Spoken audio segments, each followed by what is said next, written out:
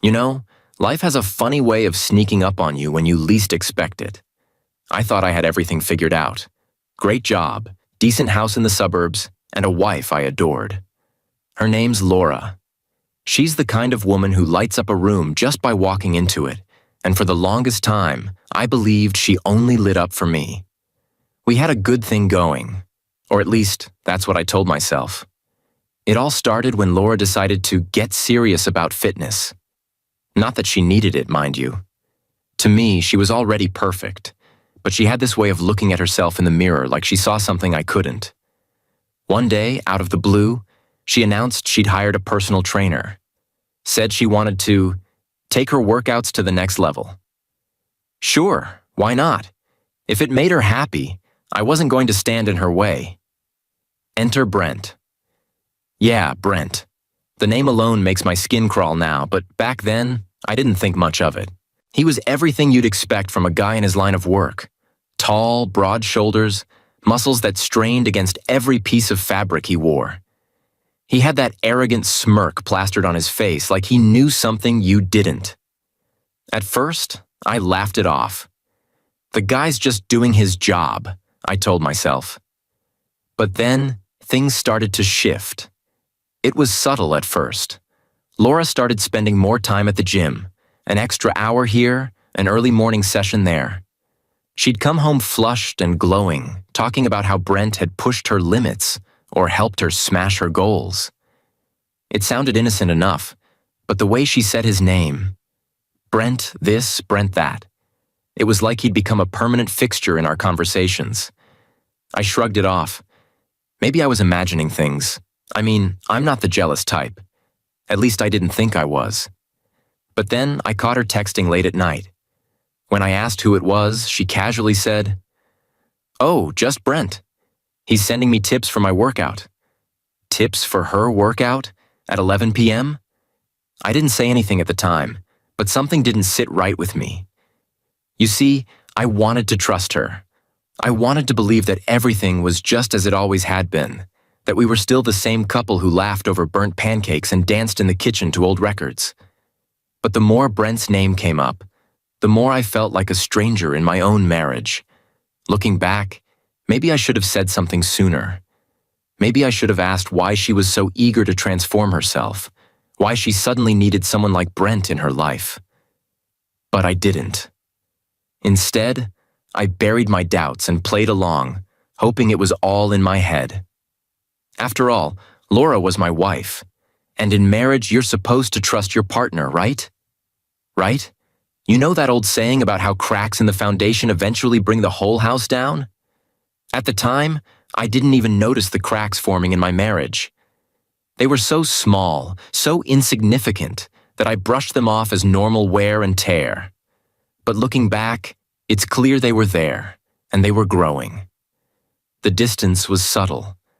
Laura was still there physically, making dinner, sitting on the couch, sharing a bed with me. But emotionally, it felt like she was a million miles away. Conversations that used to flow so easily now felt forced. She'd laugh at something Brent said, but barely react when I tried to crack a joke. I'd ask how her day was, and she'd give me a quick, fine, before burying her nose in her phone. And oh, the phone. I started noticing how attached she'd become to it. She'd keep it on her at all times, clutching it like it held the secrets of the universe. I'd glance over and see her texting, a faint smile playing on her lips, and when I'd ask who it was, the answer was always the same. Brent.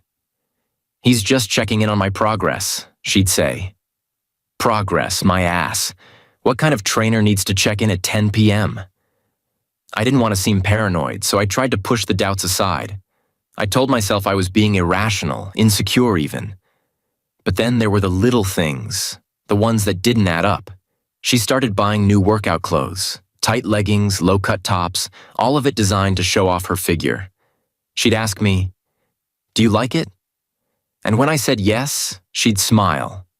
But it never felt like the smile was for me.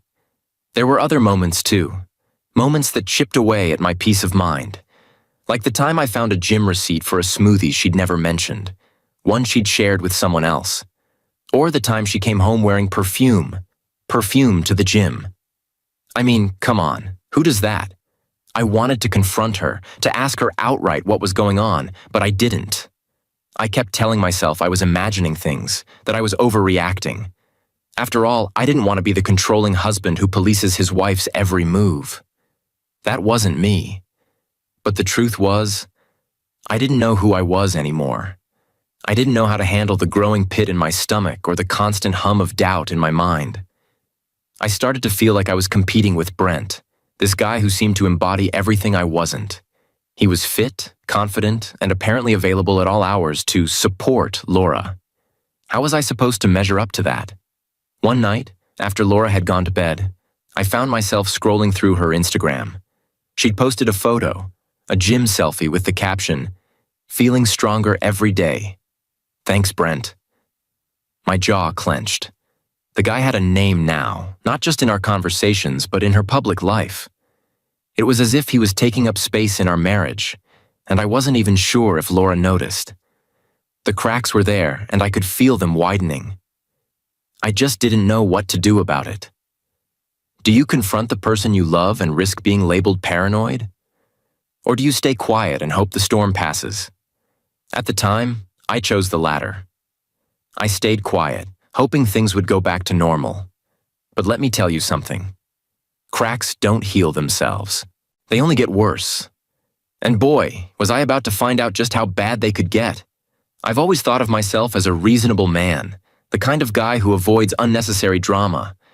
But there's something about watching another man invade your marriage, your sanctuary, that stirs something primal inside you. And for me, that moment of primal clarity came the day I met Brent. I hadn't planned to visit the gym that afternoon. It was a spur-of-the-moment decision, one of those gut instincts you can't ignore. Laura had left a few hours earlier for her usual session, and I decided I'd swing by to surprise her. Maybe grab a coffee afterward, reconnect a little. It was innocent enough. At least that's what I told myself. When I walked through the glass doors of the gym, I was hit by the smell of rubber mats and sweat, a symphony of clanging weights and pulsing music filling the air. I scanned the room for Laura, and there she was, standing by the free weights with Brent. He towered over her, his broad shoulders and biceps practically glistening under the fluorescent lights. He was leaning in close, too close, and laughing at something she'd said. I felt a knot tighten in my stomach, but I forced myself to stay calm. This was her trainer, her professional trainer. Nothing more, right? But as I watched him place his hand on her lower back to adjust her posture, I felt the knot turn into a full-blown twist of anger. I approached them, forcing a smile onto my face as I said, "Hey, Laura." She turned, startled, like I'd caught her doing something she wasn't supposed to. "Oh, hey, what are you doing here?" she asked, her voice high-pitched and nervous. Brent turned his head, gave me a quick once-over and smirked. That smirk. God, I hated it. "I thought I'd surprise you," I said, keeping my tone casual. I turned to Brent. "And you must be Brent." He extended a hand, his grip firm and a little too long. "That's me," he said, his voice dripping with confidence. "Laura talks about you all the time." "Funny," I replied, letting the edge creep into my voice. "She talks about you a lot too." Brent chuckled, clearly not picking up on the hostility. "Well, that's because we're making great progress. Laura's been killing it in here." He turned to her, flashing that grin again. "Isn't that right, champ?" "Champ," I repeated, my tone sharp enough to cut glass. "You always talk to your clients like that? Or is Laura getting the VIP treatment?" Brent's grin faltered for a split second before he recovered. "Look, man," he said, raising his hands in mock surrender. "I'm just doing my job.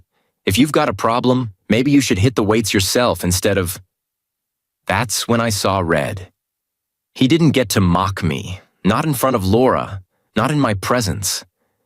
I stepped closer, my voice low and controlled. "Instead of what?" I asked, daring him to finish his sentence. Brent leaned back, clearly enjoying himself. Instead of standing there like a guy who's out of his league, he said with a smirk, "Out of my league." That was the moment something inside me snapped. I wasn't just mad at Brent. I was furious at the whole situation. Furious at Laura for letting this guy act like he was part of our marriage. Furious at myself for feeling powerless, for not addressing the cracks in our relationship sooner. I took a step forward, getting right into Brent's space. "Listen, Brent," I said, my voice steady but firm. "I'm not here to play games. Stay professional or this won't end well for you." Brent didn't flinch. Instead, he crossed his arms and smiled, as if he found the whole thing amusing. "Relax, man," he said. "No need to get worked up. Laura's a grown woman. She can make her own choices." And there it was, the smug little jab that sent my anger into overdrive. I clenched my fists, feeling the tension ripple through my entire body, but I stopped myself. "Not here," I told myself. "Not now." Instead, I turned to Laura. "We're leaving," I said, my tone leaving no room for argument. Laura hesitated, glancing at Brent before nodding. "Okay," she said softly. As we walked out, I could feel Brent's eyes on my back, his smug confidence practically burning a hole through me. He thought he'd won. He thought his muscles and his charm made him untouchable. He had no idea what was coming. You know, there's a moment in every man's life when the truth slaps him so hard, it leaves a mark. Mine came one evening when I followed Laura. I didn't plan it. It wasn't some grand scheme. It was just instinct. That gnawing feeling in your gut that whispers, something isn't right. Laura had told me she was heading to the gym again. Late, as usual. Something about Brent offering a special session to help her tone her core. I didn't question it out loud. I'd stopped doing that because it always ended the same way. Her brushing off my concerns like they were nothing. But this time, I decided to see for myself. I waited until she left, grabbing her keys and heading out a few minutes later. I kept my distance, making sure to stay a couple of cars behind her. My heart was pounding so hard it felt like it might burst out of my chest. I kept telling myself, "This is stupid. You're being paranoid. She's going to the gym and you're going to feel like an idiot." But I couldn't shake the feeling. When Laura's car turned off the main road, it didn't head toward the gym. Instead, she pulled into the parking lot of a small, dimly lit restaurant. I parked a few spots away and watched as she got out, smoothing her hair and adjusting her dress, the one she swore she bought for casual dinners with friends. She walked inside, and for a moment, I thought maybe it was nothing. Maybe she was meeting a friend. Maybe I was overthinking. But then I saw him. Brent. He strode into the restaurant like he owned the place, wearing that same cocky grin I'd grown to despise. My stomach sank. This wasn't a casual dinner. This was a date. I sat there for a few minutes, frozen, staring at the two of them through the restaurant window. Laura was laughing, leaning forward in her seat, her hand brushing his arm. Brent was eating it up, flashing that toothy smile and hanging on her every word. It was like watching a movie you didn't want to see but couldn't look away from. The betrayal hit me like a freight train. It wasn't just that she was with another man. It was who that man was. Brent. The guy who'd made a mockery of me in my own marriage. The guy who'd smirked and told me to hit the weights. And there he was, living out what I could only describe as his fantasy, while I sat outside like a fool. I don't know how long I sat there. Minutes? Hours? Time felt like a blur. At some point, I realized my hands were gripping the steering wheel so hard that my knuckles were white. The anger was boiling inside me, but it wasn't just anger. It was pain. The kind of pain that twists in your gut and leaves you gasping for air. I wanted to storm inside, flip their table, and drag Laura out of there. But I didn't. Not because I didn't want to, but because I knew it wouldn't solve anything. It would only make me look like the jealous, unhinged husband she probably already thought I was. So I stayed in my car, stewing in silence, letting the betrayal seep into every part of me. Eventually, they left. I watched as Brent walked Laura to her car, his hand on her lower back like he owned her. She smiled up at him, and for a moment, I saw the woman I fell in love with, the woman who used to look at me like that. Only now, that look wasn't meant for me. He kissed her. It wasn't just a quick peck either. It was slow, deliberate, like he wanted the whole world to know she was his. My chest tightened, and I had to look away. When I looked back, Laura was driving off, and Brent was heading to his car looking as smug as ever. I followed Laura home that night, keeping my distance. When she walked through the door, she acted like nothing had happened. She kissed me on the cheek, told me she was tired, and went straight to bed. I stood there staring at her retreating figure, feeling like my world had just crumbled around me. That was the night I knew. The night I stopped lying to myself. Laura wasn't mine anymore. Maybe she hadn't been for a while. But one thing was certain. I wasn't going to let Brent win. Not this time. They say everyone has a breaking point, a moment where you're no longer willing to tolerate the disrespect, the lies, the betrayal. For me, that moment came the day I decided enough was enough. I wasn't going to be the guy standing idly by while my wife and her smug trainer made a fool of me. Not anymore. It had been a few days since I followed Laura to that restaurant. I hadn't confronted her yet, and I hadn't let on that I knew. I needed time to process it all, to decide how I was going to handle this mess. Part of me wanted to walk away, to pack a bag and leave without a word. But another part of me, the part that couldn't stomach the thought of Brent walking around thinking he'd gotten away with this, knew I had to do something. The opportunity came sooner than I expected. Laura was at work, and I was at home, trying to distract myself with anything but the reality of my situation. That's when my phone buzzed. A text from Brent. The audacity of the man, I thought as I opened it. "Hey man, just wanted to clear the air. Let's meet up and talk. Gym parking lot, 6 p.m. talk." The sheer arrogance of it made my blood boil. I stared at the screen, my hands shaking as a dozen scenarios played out in my head. I could ignore it. But what would that accomplish? He'd think I was too scared to face him. I could confront Laura instead.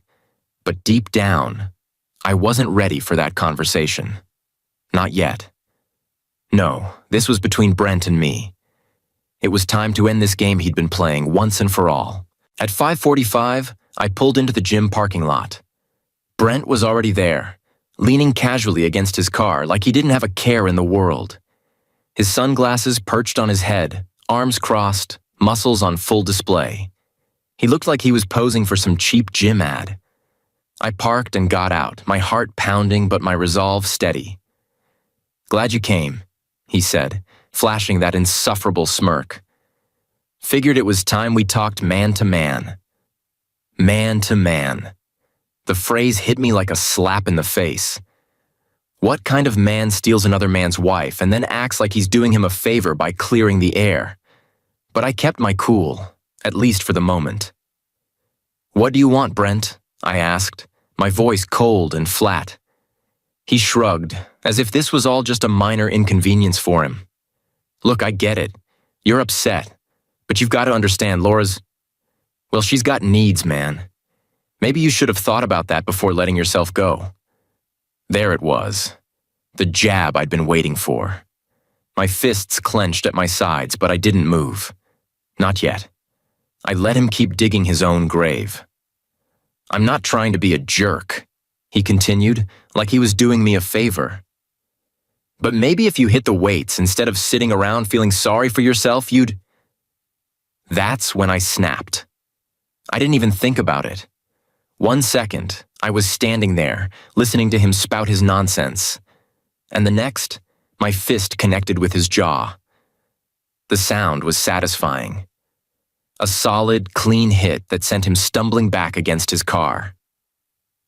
"You think this is a joke?" I said, my voice shaking with rage. "You think you can come into my life, disrespect me, and walk away unscathed?" Brent straightened, wiping a trickle of blood from the corner of his mouth. His cocky grin was gone, replaced by a look of surprise, and maybe fear. "Hey, man, let's not do something we'll regret," he said, holding up his hands. But I wasn't in the mood for negotiation. "You've already done enough," I said, stepping closer. "You had the audacity to text me, to mock me, to pretend like you're the better man. Let me make one thing clear. You're nothing." Before he could respond, I hit him again, this time in the ribs. He doubled over, gasping for air, and I didn't stop. Years of frustration, betrayal, and humiliation came pouring out as I let him feel every ounce of my anger. By the time I stepped back, Brent was on the ground, clutching his side and struggling to breathe. I stood over him, my chest heaving, and looked him dead in the eye. "Stay away from me. Stay away from Laura. If I ever see you again, it won't end with broken ribs. Do you understand?" He nodded weakly, too winded to speak. I turned and walked away, leaving him there on the pavement, finally stripped of the smugness he wore like armor. For the first time in weeks, I felt a sense of control. I wasn't proud of what I'd done, but I didn't regret it either. The drive home that night was silent. Not the kind of silence that brings peace, but the kind that feels heavy, oppressive, like the air itself is holding its breath. My knuckles still ached from where they'd connected with Brent's jaw, and the adrenaline coursing through my veins had started to ebb, leaving behind a strange mix of exhaustion and clarity. I'd done it. I'd put him in his place, taken back some semblance of control. But as I pulled into the driveway and cut the engine, a new question gnawed at me. What now? Brent was dealt with, for now at least, but the real battle was still waiting inside the house. Laura was sitting on the couch when I walked in, her legs tucked under her, scrolling through her phone. She looked up as I entered, offering me a small smile. "Hey, you're home late," she said casually, as if nothing was wrong. I stood there for a moment, staring at her, wondering how she could act so normal when everything between us was falling apart. "Yeah," I said, my voice clipped. "Had some things to take care of." She raised an eyebrow but didn't press. "Dinner's in the fridge if you're hungry." "Thanks," I muttered, heading to the kitchen more to avoid her than to grab food. I needed space, a moment to collect myself before I said something I couldn't take back. As I leaned against the counter, the weight of it all hit me like a ton of bricks. The betrayal, the fight, the realization that the woman I'd built a life with was slowly slipping away. I gripped the edge of the counter, trying to steady myself, but the thoughts wouldn't stop. Was she thinking about Brent right now? Did she even care that I'd found out? I walked back into the living room, unable to hold it in any longer. "Laura," I said, my voice firmer than I expected. She looked up, startled by the tone.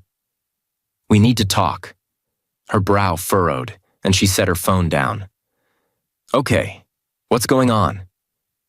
I sat down across from her, my hands resting on my knees. "I know about Brent," I said, watching her reaction closely. For a split second, there was something. Panic, maybe. But she quickly masked it with a confused expression. "What do you mean?" she asked, her voice a little too calm. "I mean, I know about you and Brent," I said, my voice rising slightly. "The dinners, the late-night texts, the way you light up when you talk about him. Don't insult me by pretending nothing's going on." She stared at me, her mouth opening and closing as if she wanted to say something but didn't know where to start. Finally, she sighed, leaning back against the couch. "It's not what you think," she said softly. "Then tell me what it is," I shot back. "Because from where I'm standing, it looks like my wife has been sneaking around with her trainer behind my back." Laura hesitated, her eyes darting away from mine. "Brent and we got close," she admitted, her voice barely above a whisper. "But it wasn't—" "Don't," I interrupted, holding up a hand. "Don't try to minimize it. Close doesn't cover late-night texts or dinner dates. Close doesn't explain the way you've been pulling away from me for months. She looked down, picking at an invisible thread on her leggings. I didn't mean for it to happen, she said finally. I don't know, I felt disconnected. From you, from myself. Brent made me feel, don't you dare say he made you feel alive, I snapped, my anger bubbling to the surface again. Because what about me? What about us? Did that mean nothing to you? Tears welled up in her eyes, but I couldn't tell if they were from guilt or frustration. Of course it meant something, she said, her voice shaking. But I didn't know how to talk to you about what I was feeling. It just happened. It just happened, I repeated, shaking my head. That's your excuse? You felt disconnected, so you turned to some meathead trainer instead of your husband? She didn't answer, and the silence that followed felt like a gaping chasm between us. I stood up, running a hand through my hair. I fought him, you know, I said, my voice quieter now. She looked up, her eyes wide with shock. Brent, tonight, I fought him. Why? She whispered, her voice barely audible. Because he needed to know that this, what he did, what you did, has consequences, I said. Because I couldn't stand the thought of him walking around thinking he got the best of me. Laura covered her face with her hands, her shoulders shaking as she started to cry. But I couldn't find it in myself to comfort her. Not yet. Maybe not ever. I don't know where we go from here, I said, my voice hollow. But something's gotta change, Laura. Because I can't keep living like this. Not with the lies, the betrayal, the silence. She didn't respond, and for the first time I realized that maybe she didn't have an answer. Maybe there wasn't one.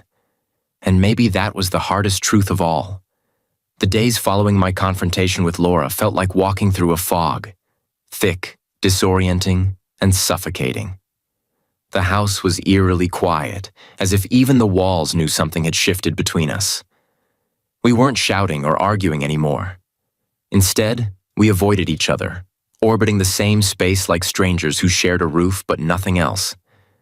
For the first time in years, I had to confront a question I never thought I'd ask. Who am I without Laura? It was a terrifying thought. Our lives had been so intertwined that I hadn't realized how much of myself I'd given away over the years. But now, standing on the precipice of uncertainty, I saw a glimmer of something else. An opportunity to find myself again. I started small. At first, it was just about filling the hours that felt endless without the usual rhythm of our relationship. I picked up a book that had been gathering dust on the shelf for years. It was one of those self-help titles Laura had always teased me about, but this time I didn't care. I needed something, anything, to make sense of what I was feeling. The book led to podcasts, and the podcasts led to journaling. I started pouring out my thoughts, my anger, my confusion, all the things I couldn't say to Laura. It was like opening a floodgate. Every emotion I'd been suppressing came rushing out, and for the first time in months, I felt a strange sense of relief. Then came the gym. Not Brent's gym, of course. I couldn't stomach the idea of walking into that place. Instead, I found a small, no-frills gym across town. The kind of place where nobody cared what you looked like or how much weight you could lift. I wasn't there to impress anyone. I was there for me. At first, it was awkward. I didn't know how to use half the machines, and I was convinced everyone was secretly laughing at me. But as the days turned into weeks, something began to shift. The weights that had felt impossibly heavy on day one now felt manageable. My reflection in the mirror started to change, not just physically, but emotionally. I saw a man who was trying, who was refusing to let his circumstances define him. The gym became my sanctuary, a place where I could channel my frustration and anger into something productive. With every drop of sweat, I felt a little bit lighter, a little bit stronger. It wasn't about looking like Brent or proving anything to Laura. It was about reclaiming a piece of myself that I hadn't even realized I'd lost.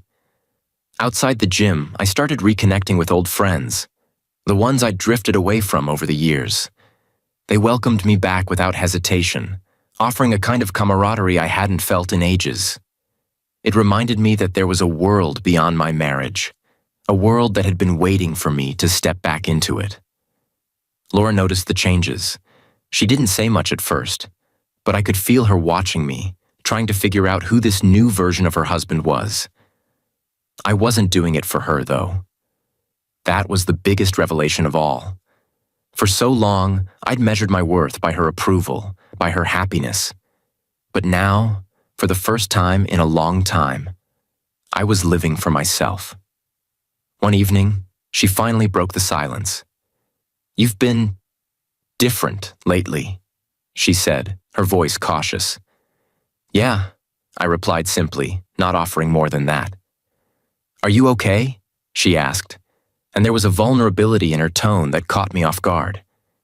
I looked at her, really looked at her, and for the first time, I didn't feel the same pang of anger or betrayal.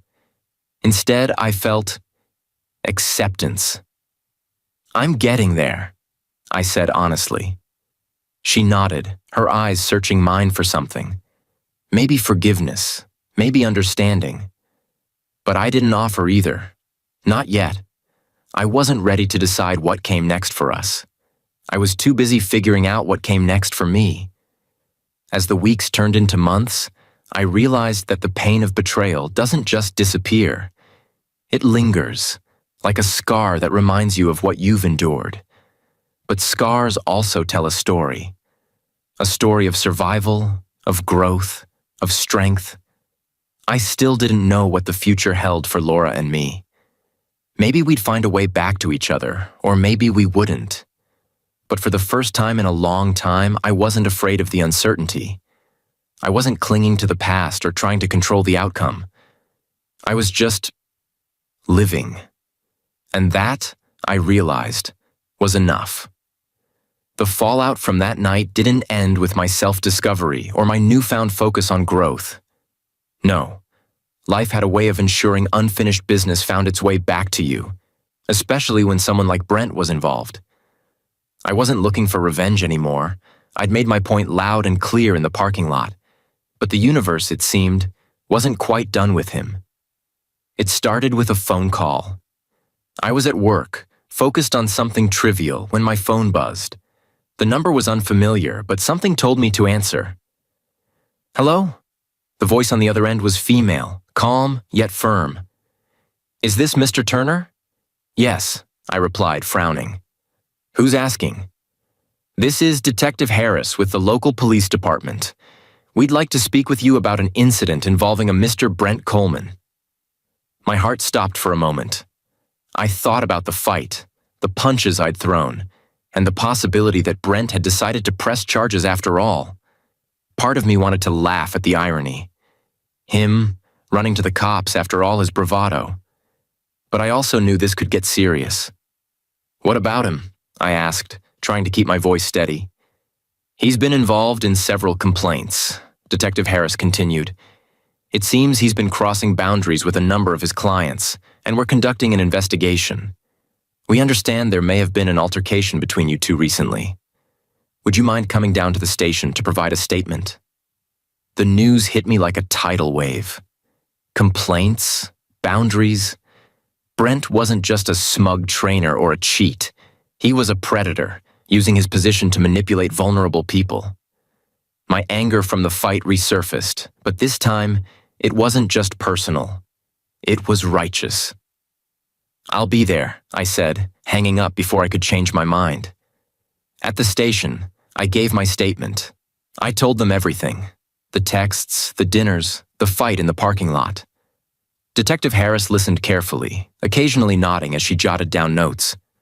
When I finished, she leaned back in her chair and looked at me with a mix of sympathy and determination. "You're not the first person to come forward," she said. "Brent's been exploiting his clients for a while now. Most of them are too embarrassed or afraid to say anything, but your account helps build a stronger case." Hearing that made me feel both vindicated and angry. Brent hadn't just disrespected me in my marriage. He'd been preying on people likely for years, hiding behind his muscles and charm. The fallout came quickly after that. Brent was arrested a few weeks later, and news of the investigation spread like wildfire. His smug grin was plastered all over the local news, accompanied by headlines that painted a very different picture of the man who had once thought he was untouchable. At first, I didn't know how to feel. A part of me wanted to celebrate, to revel in the justice being served. But another part of me, a quieter, more reflective part, felt the weight of it all. Brent's downfall didn't erase what had happened between Laura and me. It didn't undo the betrayal or magically fix our broken marriage. It was just closure. Laura, for her part, was shaken by the news.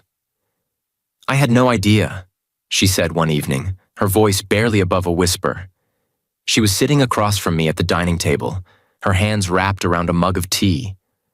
I don't know what I thought. I nodded, not trusting myself to speak. What could I say? That her poor judgment had almost cost her everything? That her blind trust in a man like Brent had nearly destroyed us? She already knew that, and I didn't see the point in rubbing salt in the wound. "I'm sorry," she said after a long silence. "For everything. For him. For the lies. For what I did to us." It was the first real apology I'd heard from her, and it hit me harder than I expected. I wanted to hold on to my anger, to use it as a shield against the hurt, but I couldn't. Not entirely. "I appreciate that," I said finally. "But sorry isn't enough. We've got a long way to go if we're going to fix this." She nodded, tears glistening in her eyes. "I know." As Brent's trial approached, the details of his actions came to light. The manipulation, the coercion, the way he preyed on his client's insecurities. It was worse than I'd imagined. Seeing him led away in handcuffs brought a sense of finality, but also a reminder of how fragile trust can be. In the end, Brent got what he deserved. The gym fired him, his reputation was in tatters, and he faced legal consequences for his actions. But justice for him didn't erase the scars he'd left on me, on Laura, or on the other people he'd hurt. Healing would take time, and I wasn't naive enough to think it would be easy.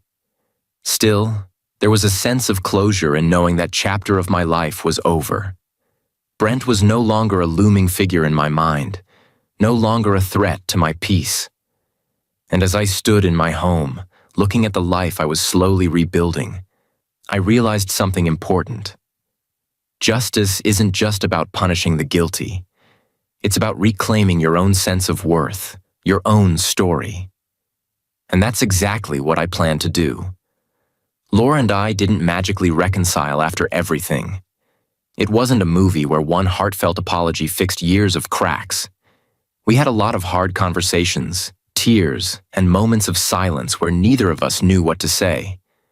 She admitted to the mistakes she'd made, but she also told me about the loneliness she'd felt, the disconnect between us that neither of us had noticed until it was too late. It wasn't easy to hear, but I listened. For the first time, I didn't interrupt or try to defend myself. I just listened. And in her words, I found something I hadn't expected. Understanding. Not forgiveness, not yet, but the realization that we'd both let our marriage slip away, even if she'd made the bigger mistake. We decided to start over, not as husband and wife right away, but as two people trying to figure out if we could rebuild something worth saving. Therapy helped. So did time apart. I moved into a small apartment for a few months, giving us both the space to breathe and reflect. It was lonely at first, but it gave me a chance to rediscover myself, to focus on who I wanted to be moving forward. Laura and I took it slow. We started meeting for coffee, then dinner. We talked about things we hadn't talked about in years, our fears, our dreams, even our regrets. It wasn't perfect, and there were moments when the weight of the past felt too heavy to carry. But we kept trying. Eventually, I realized that I didn't hate her. I couldn't. She'd hurt me, yes, but she was still the woman I'd loved for so long, the one who'd once lit up my life.